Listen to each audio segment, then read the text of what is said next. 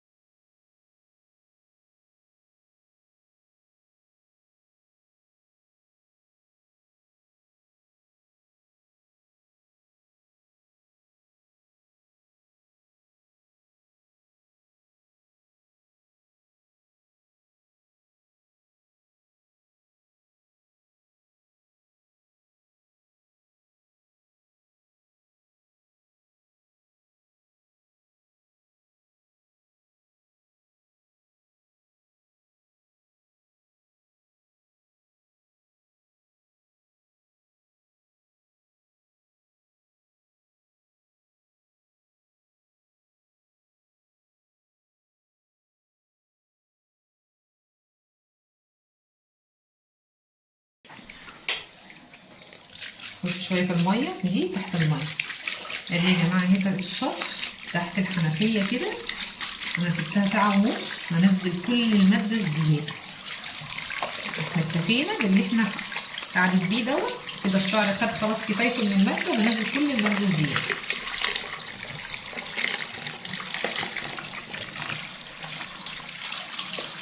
شطف كامل، شطف كامل. الحركة دي بتحافظلك على شعر جميلة، تحافظلك على نكوتك، تطلعلك اللمعة اللي انتوا عايزينها في الشغل دوت طبعا. تبقى جلسة خفيفة قوي معاكي.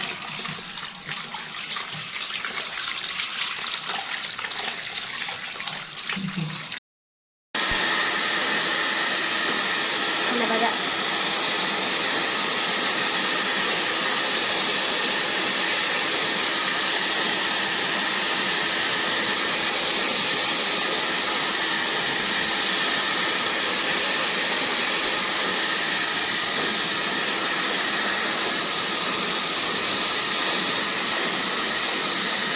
زي ما بقول لكم بقى، انا بحب دايما في كل خطوه اكون مسلكه الشعر.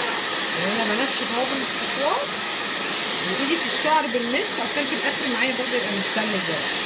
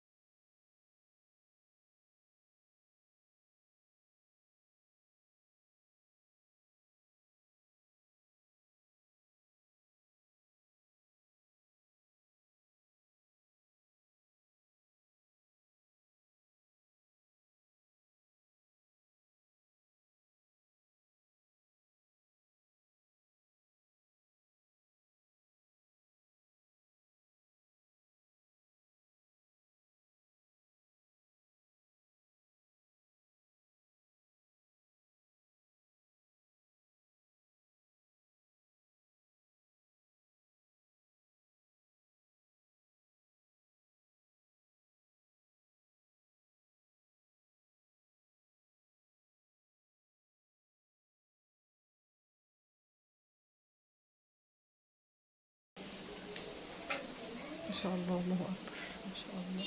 بسم الله ما شاء الله.